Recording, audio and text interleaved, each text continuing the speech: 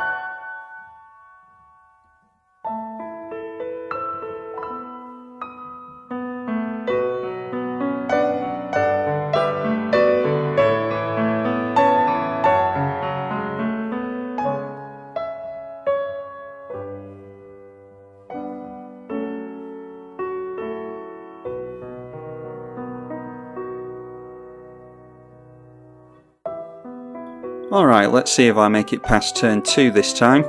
Alela Artful Provocateur versus Feather the Redeemed, Torbran Thane of Redfell, and Muldrotha the Gravetide. Oh, and that is a worse hand than we started with last game as well. That's always the way. We get a free mulligan, luckily. And that's a couple of lands. Yeah, we've got a tutor if we're desperate to get into more mana. In fact, we could go for Sol Ring into Smothering Tithe if we want to. And that's something to consider. Let's keep that. Drawing into Zer the Enchanter on turn 1, and we'll just drop a tap land and pass straight away. We have no turn 1 plays. Speaking of turn 1 plays, there is a Skull Clamp from Muldrotha. I'm sure they will get a lot of use out of that unless someone manages to exile it. I'd be very intrigued to see what Torbran does this game as well, because I'm very eager to play this commander. I've never made a burn deck in Commander. I do have a mono red deck in Duretti, but never a burn. Okay, we do not manage to get into a land, so I think... yeah, we're just going to have to go in for Sol Ring, I think. Let's get ourselves into a white source first. A Golgari Signet from Muldrotha. Torbran just deciding to drop a land and pass, and then we've got a Sanguinary Mage. That's a 1/3 with Prowess, so this must be a Prowess variant of Feather. We'll go for our Vampiric Tutor now. And the problem is, because we didn't go for the Sol Ring on turn 1, with the Vampiric Tutor, we actually have to cast it now, which means we can't get straight into Smothering Tithe, so I'm going to go for an early Mana Crypt and just hope that we can keep our life total quite high. I would slow roll it and play the Sol Ring out, but Torbran keeps holding up mana, and I'm worried about artifact removal from all of our opponents. They're all in the colours that can remove artifacts. So let's just see if we can get some mana going with the Smothering Tithe. Plus it might be that Torbran wants to wheel next turn. Solemn Simulacrum gets Muldrotha into Sultai mana. Assuming that they go for... no, they do not go for an island here. so they're still missing blue mana. Torbran again, just dropping a land and holding up mana. And the first commander of the game comes down, Feather the Redeemed. I've been wondering here whether we want to go for our commander or Zur the Enchanter. If anyone's got a board wipe, I imagine Zur the Enchanter would encourage one. Let's test our luck with this Mana Crypt. Okay, we've won the flip, so we haven't been punished for playing that yet. Oh, Divine Visitation as well. Yeah, I think we have to drop that later. So we'll go in for our Zur right now. And follow it up with a Seal of Cleansing. This is an Enchantress Flying Tribal variant, by the way. Hence the Zur the Enchanter, it fits both criterias. Zur is a very powerful commander in himself, actually. We don't have any crazy Zur shenanigans in the deck. It's just a really good one to go and get Pillow Fort effects and Seal of Cleansing cards, things like that. Zur's so good that it's actually banned in 1 vs 1, I think. The Skull Clamp going on to Solemn Simulacrum, and then swinging in at Torbran. Followed up by an Ashnod's Altar. Yeah, I think we have to kill the Skull Clamp here. I'd like to blow up the Ashnod's Altar because sack outlets are really good. But we definitely want to get rid of the Skull Clamp there. They'll be able to draw 1 card still with the Solemn. And we'll be able to swing in with Zur next turn and get something like an Oblivion Ring down. Then Muldrotha going for Satyr Wayfinder. Continuing to load up the graveyard. Let's see what's in there. There is a Wood Sage. A Worm Harvest, that's a really good one in the late game. Sidisi Brood Tyrant, I'm sure they don't want in the bin. And then there's the Skull Clamp and the Solemn as well. And playing out a Talisman of Dominance as well. I think Muldrotha is showing themselves to be a very competent player. Torbran coming down. And we'll be able to start seeing burn going off all over the place. Hopefully we don't see anything too crazy too early on from Torbran. Makes things like Inferno Titan and what's the new... Is it Drakuseth, the new dragon that throws damage around left, right and centre? Yeah, lots of good things you can do with Torbran. I'm very much looking forward to building this one. Direfleet Daredevil coming down for Feather. Exile a target instant or sorcery from an opponent's graveyard and you can cast it with any mana. So they decide to exile our Vampiric Tutor. And then cast the Vampiric Tutor. Oh, and then that went by quickly. We've got Reckless Rage from the Feather as well. This is a really, really good card in Feather. I dare say the best removal card you can play with her. And shooting down Torbran. She's already vocalised that she doesn't very much like Torbran in the chat. Think I would have actually gone after Zur myself though, because our opponents don't know that we don't really have many Zur shenanigans in this deck. So some bias being shown there. Torbran has actually not really done much of anything this game. This time losing the Mana Crypt flip. And we get into a land, that's good. We're up to turn 5 and we've only played 3 lands so far. I think we need to go for the Consecrated Sphinx, because if we're not going to get into our lands, then we need to try and get into our lands, and I'm sure a Consecrated Sphinx will allow us to do that. Let's swing in at Muldrotha. They haven't been hit yet. And we get to search our library for an enchantment with CMC 3 or less. Now we could go for Estrid's Invocation onto our own Smothering Tithe to get a hell of a lot of mana. Or a land tax even. But I think going for O-Ring... Oh, not O-Ring, we don't have it. Detention Sphere then. Yeah, let's go for Detention Sphere onto that Ashnod's Altar. I've had to make some very difficult cuts from this deck, and apparently O-Ring was one of them. Every time an opponent draws, we get a Smothering Tithe trigger and a couple of cards from the Consecrated Sphinx. Alright, even more card draw in Mystic Study. I think we're going to start looking at casting our commander now, especially with a Divine Visitation and a True Conviction in hand. Finally, getting into another land. Notice how we had to draw 4 cards deeper to get to another land. There are 37 lands in the deck. Oh, Neheb the Eternal, another really good commander. And I'm sure it does some incredible things in Torbran. What's that? 6 cards that we've drawn from our Consecrated Sphinx now. Definitely worth getting that down, I think. Alright, and now our opponent making what is, in my opinion, the correct decision in going for Reckless Rage onto Zur the Enchanter. And then a new card from Feather. That is +2/+2 and Trample. That's a Sorcery Madness card, but I'm sure our opponent will just cast it for its regular cost, as opposed to Madness. That's +2/+2 onto Feather, making her a 5/6. She does have 2 points of damage on her from the Reckless Rage. Then it's a Lithomancer's Focus, +2/+2, prevent all damage that would be dealt to that creature this turn by colourless sources. So really just the +2/+2. Now going up to a 7/8. Revealing a lot of cards that are in their hand though. Then swinging in at the Torbran player. Yeah, I think our opponent might have some tunnel vision here.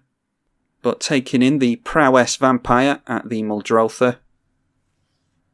That is 10 points of commander damage onto Torbran.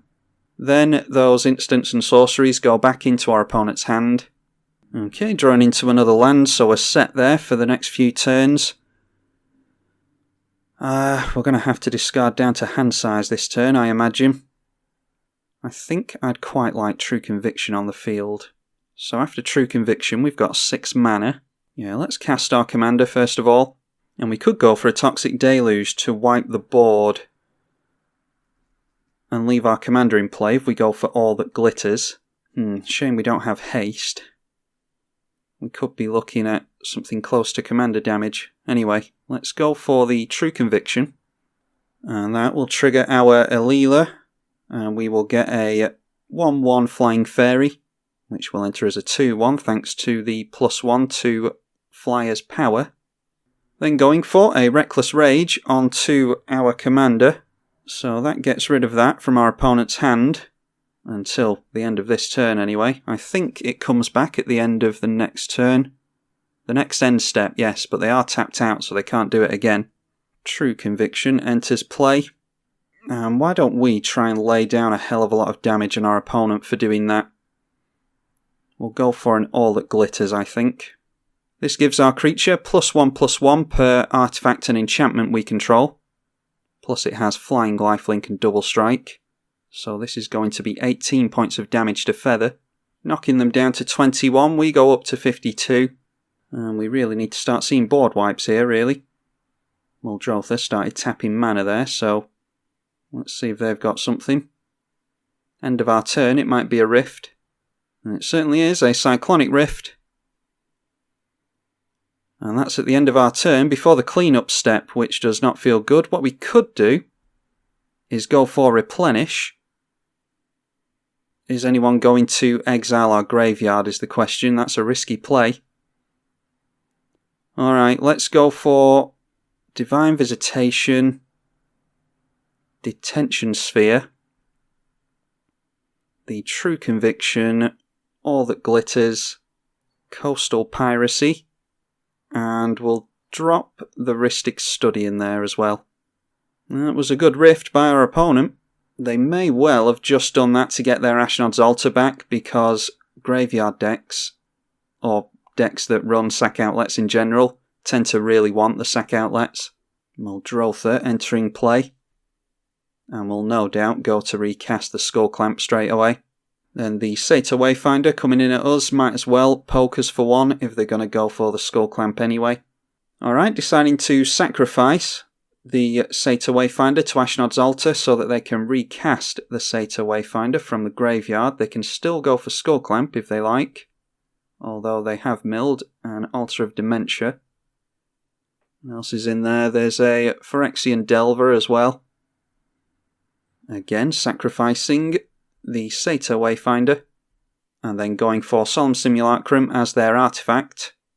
I think if anyone's got Graveyard Exile, they would point it at the Muldrotha player. And that is Muldrotha's turn, so back round to Torbran. Hopefully the Feather player will start pointing some hate at Muldrotha as opposed to Torbran. Just going to play out the Neheb again and pass the turn. And Feather is recasting their commander.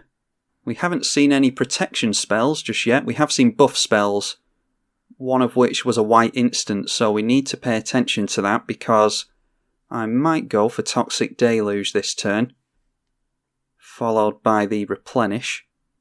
But we'd have to put 6 life into it anyway to get rid of Neheb and Muldrotha.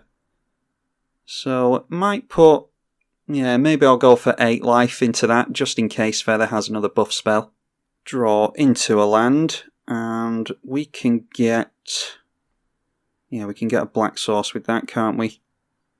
So let's drop the Misty Rainforest, play out the Underground Sea.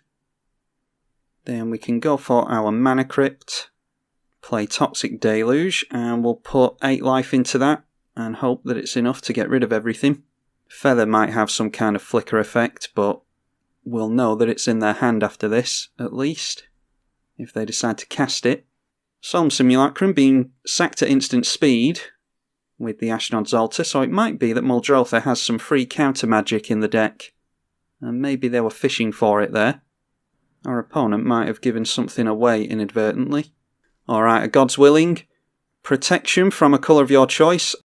That doesn't work with Toxic Deluge, but our opponent, like I said, has now revealed to us that they have a God's Willing in hand, and that's good to know. Especially if we want to point some kind of removal at that. Giving Feather protection from black. Alright, managing to wipe the board. Oh, that feels bad. Feather has not changed the zones, hoping we don't see a shame scoop to that. Yeah, that feels pretty bad. I don't know how a Boros deck is going to get Feather out of the graveyard now. It's one of the many faults of Magic Online. Just going to pass through to empty the mana from Muldrotha's pool, and yeah, that's unfortunate. I almost understand that. In fact, I entirely understand that, because Feather doesn't really work without access to Feather, and if it's stuck in the graveyard, then I can understand why you'd scoop there. Just going through to the second main phase to get the colourless mana out of Muldrotha's pool. I highly doubt that they'd be able to do anything with that, but you never know. Casting Replenish to get our stuff back out of the graveyard. We will use Detention Sphere on the Ashnod's Altar again, and we will pass like that. Muldrotha coming back out again, which will trigger the Rhystic Study. Our opponent has to pay generic mana into that, unless they want us to draw a card. Oh, Seal of Primordium has made it into our opponent's graveyard, so that will get rid of something here. Be intrigued to see what they go for here, actually, because they might not care about having Ashnod's Altar if they've got Altar of Dementia in the graveyard. We'll find out. So, seeing as how that took us by surprise, let's see what else is in there. Yeah, we know about everything else, it's just the Seal of Primordium that we didn't see hit our opponent's graveyard. And now Torbran coming out again, and we will draw a card, because Torbran does not have any mana held up. We draw into another land in Glacial Fortress, and another land. That's good, 3 in a row. So that case, I think we're looking at Consecrated Sphinx, aren't we? Yeah, I think we just need to draw more cards here. Let's drop the Glacial Fortress. And Seal of Primordium going after our Divine Visitation. So they might have been waiting for the Smothering Tithe before they decided on what to do there. If we don't draw into something other than lands, I don't really fancy our odds here. Can't expect the red player to deal with much of a Muldrotha deck, really. We get through to the draw step, that's good, which means we will draw with the Consecrated Sphinx. Something other than lands would be nice here. Okay, Stasis Snare. We can't do anything with yet.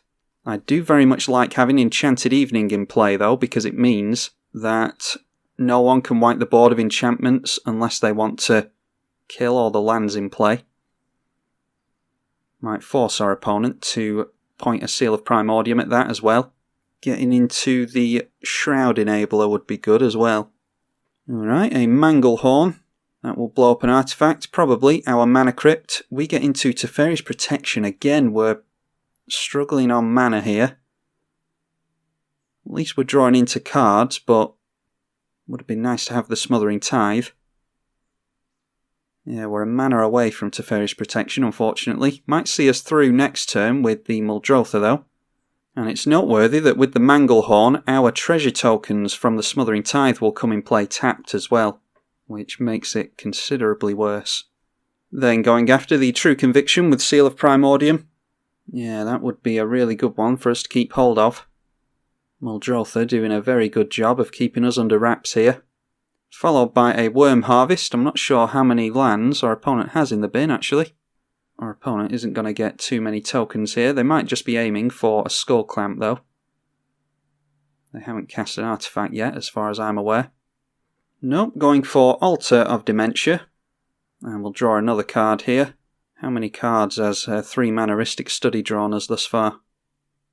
Ancient Tomb will sort of replace the Mana Crypt at least. Then the Muldrotha coming in at us for 6 points of commander damage. We are not going to block here. And if Torbran manages to get going, I'd be very intrigued to see which player they're most worried about here, because we're both doing things. Drawing into a few more things, there's a Moat. Yeah, I've always wanted to play with that. I think that's banned in 1v1 as well. A Lightning Strike on our Consecrated Sphinx. That will be 5 damage to Consecrated Sphinx. Followed by an Abrade, so that will be a further 5 points of damage. So our opponent burning 2 cards to get rid of our 1, and deciding to pay for the Ristic Study twice. So apparently it's us that Torbran is worried about. We do have a whole heap of cards in hand, so that makes total sense. Alright, we've got a Anointed Procession as well. The problem is we've had quite a lot of our mana taken away from us. I think we need to get rid of Muldrotha, and then that will be 10 mana to get out again, I think, which will take up most of our opponent's mana. They will be able to get the Seal of Primordium back next turn still. That's a bit of a pain. We'll drop the Ancient Tomb here and go for the Stasis Snare. Would really like to be doing all of this with my commander in play, but we're having a rough time dealing with Muldrotha here. We'll get rid of Muldrotha. Okay, deciding to sacrifice that to the Altar of Dementia to load up their graveyard even further. They have gotten into Muldrifter. Oh, Eternal Witness, that's not good. Then some lands, forcing our opponent to replay their Muldrotha at least. And then I would like to go for Smothering Tithe and hold up mana for Teferi's Protection that we would get from Smothering Tithe, but like I said, the tokens will come into play tapped, so we'll go for the Signet. And then I think we're holding up Teferi's Protection. Get rid of a Bloodstained Mire and 3 more cards. Anointed Procession and Smothering Tithe would be really nice together. Do we have time to cast them though, with that Muldrotha running around? We'll just get rid of 3 lands and Anointed Procession, I think, as much as I hate to do it. Poison Tip Archer from Muldrotha. Reach and Death Touch. Whenever another creature dies, each opponent loses a life, so there's probably some kind of Aristocrat combo in here. That's the type of thing you want to make use of Ashnod's Altar for. And then a Worm Harvest. I imagine they'll get more worms this time. They did mill some lands previously, discarding a Barren Moor to do it. Yep, they get into 6 worms, and then swinging in for 3 points of damage at us. Hopefully Torbran can start wiping the board of those worms. A Riddle of Lightning now. Choose any target, scry 3, reveal the top card of your library, and it deals damage equal to the CMC to that permanent or player. That is aimed at Muldrotha. Okay. I don't know if Torbran's actually running Artifact Ramp and things like that. I would think they would want rid of Manglehorn. Let's see how much damage this deals. Okay, they reveal a Lightning Bolt. That's curious. So that only dealt 3 damage to Muldrotha. 5 damage for 3 damage. Doesn't seem all that great. Followed by a Chain Lightning. Going straight at Muldrotha as well. So trying to bypass Muldrotha's creatures and go straight in for burn damage. That will be 5 points of damage for 1 mana. And we have drawn into a Soul Snare and another land. We haven't needed to use our Teferi's Protection. I think we definitely need to get this Moat down because of all those worm tokens. A Bitter Blossom, We're losing a lot of life. Not really doing a whole lot. Sphere of Safety or Moat. I mean, Moat is cheaper. We could go for our Commander and the Moat. Yeah, and then we're not holding up Teferi's Protection, are we? Let's go Smothering Tithe and Moat, I think. Drop the Smothering Tithe. That'll set us up for next turn if it survives. And then it's 1, 2, 3, 4. Nope, completely miscounted there somehow. So we actually can't go for Moat here. That is a mistake. Yeah, I don't know how I did that. So in that case, we will go for Bitter Blossom and go for the Soul Snare as well. Couldn't really get much of a worse matchup than Muldrotha with Artifact and Enchantment removal in the graveyard. Having to hold up this Teferi's Protection is really slowing us down. We've managed to get our Smothering Tithe back into play at least. So hopefully we'll be able to leave everything in play and get a lot of mana next turn. But casting all of these enchantments without our commander in play is not ideal. Stitcher's Supplier, more mill for our opponent. They mill a Jared's Orders and some more lands, which will be really good with the Worm Harvest. Then there's a Skullwinder. When it enters, return a card from your graveyard to your hand and choose an opponent, and they do the same. I imagine they're going to target Torbran here. They are aiming that at their command tower, which surprises me. Would have thought they'd go for something other than a land. And then, yeah, they are allowing the Skullwinder to give Torbran something back. And Chain Lightning went back into Torbran's hand. Then it's Worm Harvest again. This time throwing 8 tokens into play. Pyroblast from Torbran would be very welcome. Although I imagine Muldrotha is leaving the mono-red player until last. They seem to be targeting us pretty heavily, as they probably should. Yep, going in for 7 points of damage on us. Gonna leave the Teferi's Protection back here. Actually, can they... how much damage can they do to us with this thing? Let's go for Altar of Dementia first of all, get rid of their sack outlet. And see what exactly it is that they're going for here. They could sack everything. Yeah, if we can have them put Poison Tip Archer on the stack a bunch of times. It's each opponent, yeah, so we can do Teferi's Protection in response to all of these. They're sacrificing their untapped worms. And this is exactly why your sack outlets are so important, because they can do all of this for free. Sacrificing the Stitcher's Supplier as well to mill themselves. Okay, so how much is that to us? That's 1, 2, 3, 4, 5, 6, 7, 8, 9, and 10, followed by 7 damage. Well, they can sacrifice these worms in response, and that would be 7 damage. I mean, we're losing 7 life either way, so we might as well just do the Teferi's Protection now and save ourselves 10 life. Forcing Muldrotha to sack out the board at least. They've got no cards in hand now. And there we are, going for sacrificing the worms that are swinging in. So at least we're forcing Torbran to lose the 7 life, as well as us. Like I said, if these worms hit us, we lose 7 life either way. So, yeah, that's the right play to go for, I think. We're having Torbran lose more life, and we're forcing these worms to be sacrificed. So they're not on the field after the Altar of Dementia is blown up.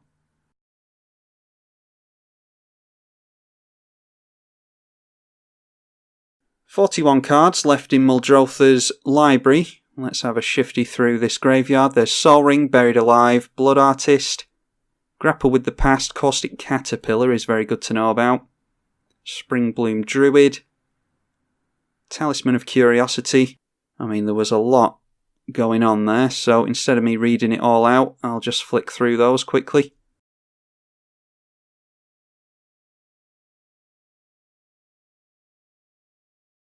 Repeating Barrage from Torbran. What is that? 3 damage to any target. I imagine that went straight on Muldrotha's face. They do have Chain Lightning as well as a Lightning Bolt, so that is going to be at least 10 damage. Yeah, pointing the Chain Lightning there as well. And then Torbran can swing in, and that will be 4 damage. It's a red source as opposed to a red instant or sorcery that Torbran cares about. Looks like they're just passing the turn though. So that is our turn started. We'll get a Bitter Blossom trigger. Another land. Yeah, we've drawn a lot of lands this game. Oh, and it's noteworthy that I think Mono Red over there paid for the Smothering Tithe trigger, so we actually start the turn with only 1 treasure token. Yeah, I think we have to go for the moat here. So we'll go in for our Alela. Then we'll go Flooded Strand. And I think we might be safe with an Enchanted Evening, actually. It does mean that Muldrotha can start blowing up our lands, but it might distract them. And it means that they can't wipe the board of enchantments. So I think that's the thing to do here. Oh, there's a Reclamation Sage as well, so there's a couple of creatures that can be played that get rid of stuff. I don't think they'll have the mana to do all this, though. Now, let's just go for the Sphere of Safety. And then we can hold up mana for the Soul Snare. Hasn't been a whole lot of attacking going on this game, really. So Soul Snare, not as good as it sometimes is. And our opponent really needs to do something about our board state here, because not seeing a lot of flyers from Muldrotha. 1 card in hand, and they can't do anything from their graveyard without their commander, which now costs a lot of mana. 10, I think it was. There is Muldrotha. They can give us a card, Touristic Study here, but they won't be able to go for the Seal of Primordium then. The Detention Sphere still has an Ashnod's Altar under it, so they could get a sack outlet back with that. Drawing to another land. Wow, might have to reduce the land count in this deck. Playing a land from the graveyard. So what have they got? Reclamation Sage. They've got the Insect. They've got the Seal of Primordium. Going for that Seal of Primordium. And then, yeah, it's their sack outlet that they want. So they're going after our Detention Sphere. Really could have made use of the Shroud enchantment in this game. It's much easier to stop spot removal in the BAMP version of Enchantress, I find. Much easier to draw cards with Enchantress effects as well. But our opponent's got the Ashnod's Altar back. They've got 1 mana, or 1 coloured mana. And then quite a lot of colourless mana if they want to make use of it. Muldrotha was going to swing in a couple of creatures at the Torbran there, and I am all too eager to exile the Manglehorn, so yeah, it looks like they saw the Soul Snare there and decided not to swing in. Sacrificing the Manglehorn, and the Poison Tip Archer will deal a damage to each of us. Then sacrificing the Muldrotha as well, which is curious. Not sure what our opponent's doing here. If they sacrifice their Muldrotha, they actually can't cast anything from the graveyard, so they might have something in their hand. Going for a Spider Spawning. And they have Reach. Very good from our opponent. This is a very good Muldrotha deck that we're seeing here. 19 1/2 spiders with Reach. And all of that was relying on the fact that our opponent didn't swing in, because they wouldn't have had the mana to cast that otherwise. Undying Flames going in at us. Exile cards from the top of your library until you exile a non-land card. It deals damage to the target equal to the mana cost. And that has Epic as well, so for the rest of the game you can only cast this spell. Let's see what our opponent rips off here. Well, they've knocked us down by 5. It was a Hammer of Perforos that they went for. So at the end of the turn, let's get another land into play. And we'll see what we can do here. We're going to draw some cards, I know that much. Oh look, another land. Yeah, not good. Some life gain would be nice, but our opponent got rid of our True Conviction earlier on. Might be worth putting Whip of Erebos in here. Let's swing in first of all. We'll draw cards from the Coastal Piracy. We'll get rid of the red player. The Detention Sphere would be nice as well, actually, to get rid of all those spider tokens. Cannot believe how many lands we're drawing here. This is quite upsetting. We could play Avacyn. Does Avacyn have lifelink? Flying Vigilance and Indestructible. She does not have lifelink. And our opponent has a lot of mana next turn to do whatever they want with Ashnod's Altar, which is really not good for us. I think our opponent's going to have us here. We'll go for the Enchanted Evening, try and survive another turn. Just worried about a Bane of Progress or something like that. And then we'll lay down the Moat as well. What else can we do? We can go for Orzhov Signet. And our opponent can easily get out their commander again next turn. Sacrifice a load of these spiders. And go for things like the Seal of Primordium and the Reclamation Sage to start chipping away at our enchantments. But if we can get out Avacyn next turn, then hopefully that will keep them off that. Do we want to go for a Wasteland here? Just so they've got a little bit less mana? I don't think it really makes a difference, to be honest. So we'll just leave it at that. Already sacrificing spirits to the Ashnod's Altar. Getting straight into Muldrotha. And guess what we draw into? It's a real shame. I think we could have given Muldrotha a really good run for her money. If it wasn't for all the lands we were drawing. 37 lands in the deck isn't... Well, it's not too many, I don't think. It's usually about the amount that I run. And then a Blood Artist with a sack outlet. That is us done here, I think. Oh, a Mana Drain. Yeah, we can't go for Mana Drain. If we had the Chromatic Lantern in play, then we'd be able to cast that. Also, if I'd played something other than Wasteland, i.e. a blue mana, then we'd be able to use the Treasure Token and a blue to go for Mana Drain on that. But we do not, unfortunately. Yeah, that's a shame. I think they played that out of the graveyard, because they've still got 2 cards in hand, so I think either way our opponent was getting us there. Although, we might have been able to survive another turn. If we'd countered that, then I'm not sure what they would have done. But we're up against a very capable Muldrotha player, and like I said earlier on in the game, an Enchantress player up against a Muldrotha deck that can deal with artifacts and enchantments all day long is a really bad matchup for us. Had I have known we were going to draw into Mana Drain, definitely would have gone for Polluted Delta there. I'd be intrigued to see... I mean, I don't suppose we'll ever know, but I'd be intrigued to see if my opponent would have actually managed to get the Aristocrat win off, even if we'd countered the Blood Artist. Certainly next turn they would be able to. But we were just on the back foot this entire game, so let's always yield to the Blood Artist triggers. And watch our life total slowly trickle down to 0. And there we are. Yeah, drew into no lands in the early game and then nothing but lands in the late game. Let's see what the next card was. Yeah, what a shame. If I'd played a land other than Wasteland, i.e. a blue land, and then gone for the Mana Drain on Blood Artist, I don't know if our opponent could have gotten another Aristocrat effect going in time. Then we would have drawn into Elesh Norn, taken our opponent's spiders out, and we would have buffed our fairies up to lethal, and we could have just swung in for the game there. So that's a shame, but we got to see what we want to do with this deck.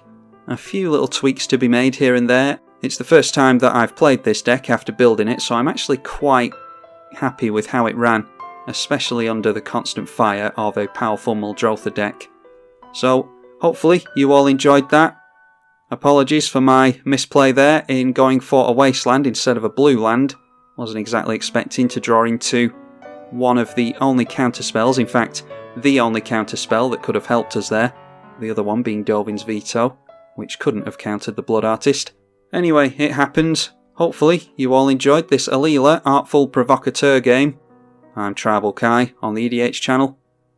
Thank you for watching.